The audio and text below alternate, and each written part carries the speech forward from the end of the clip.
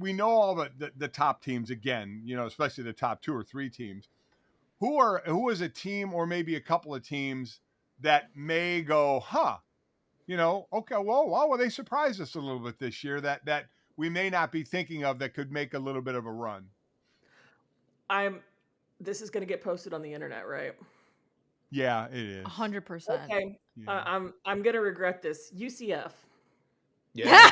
UCF? I'm going to regret this. Y'all, and it's not even, it's more of a vibes thing than anything else. It's just Gus looks so relaxed down there. He looks, it's such a contrast in the quality of life between the Auburn Crucible and living in Orlando.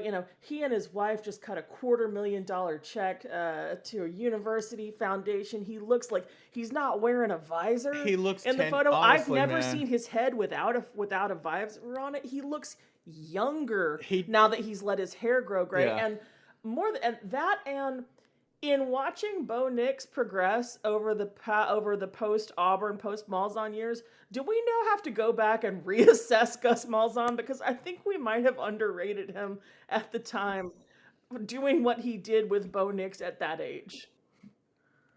Yeah, UCF, Spencer. I know you're not going that route. I mean, I second that, actually. I'll second it. Really? It brings me no pleasure. It brings me no pleasure, but I'm concerned that they might be really good. I mean, my favorite spots in college football are between 15 and 5, which are teams that aren't going to win the title, but that are going to hurt you.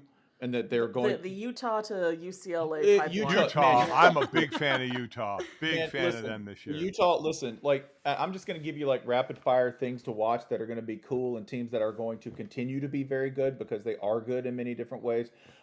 Watch Utah because they're strong up the middle defensively at tackle and linebacker. Like the tackle linebacker safety pipeline is always really strong with Utah. They're set there and they have the best offense they've had in a while with Cam Rising. I would follow Kentucky because Kentucky is fun. I mean, if you are at all concerned about them offensively, I have 2 things to say to you. One, Will Levis is a very good quarterback who will only improve with age. 2, I also know that it doesn't matter whether that particular brand of football has an offense. They're going to find a way to win 8, 9, 10 games anyway. So, and again, no pleasure. These are division rivals of both of our alma maters that we're talking about here. Kentucky's amazing. Yeah, they're so much fun to watch. They've gotten to the point where Mark Stoops can actually publicly beef with John Calipari, which should say something about how good they're feeling about what they do. Just a few more. I'd watch DTR out at UCLA. I don't really know how great the team is going to be, but he's a superb quarterback who has been playing in a system he's super comfortable in, and that's always dangerous when you have a position that isn't settled at 70 to 80% of the opponents they'll be facing. This is weird to say for a chip program, but like they're almost flat. Like in terms of expectations game, they're almost flying under the radar at this point. Yeah. Kansas State. It's because they're in the Big Ten, and the Big Ten always people are going to focus on Ohio State, Michigan. Well, it's because they're too focused on academics. I think Adrian Martinez at Kansas State is. I believe I have still. Yeah, transferred. Okay, there's my pick of the year for still.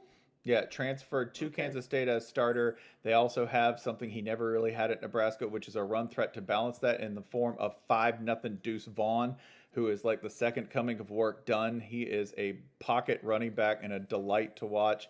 Kansas State does everything really well, and they're a very difficult team to even when they are on the butt end of the talent differential slope, right? This is one of the things that I don't want to get into the realignment slog because we're able to talk about real sports now, but I wish we had gotten to see I wish we had gotten to see this Chris Klieman administration play out over a period of years over a larger canvas of Big 12, because I'm real interested to see how they would stack up.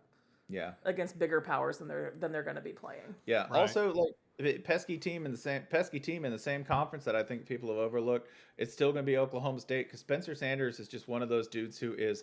I'm going to use a new adjective here: Stetson Bennett-esque, a dude who just picks up first downs. Just a quarterback you have to respect, even if he throws 3 interceptions in a quarter. He's capable of having the kind of game where you go, I can't believe that dude beat us, but he did.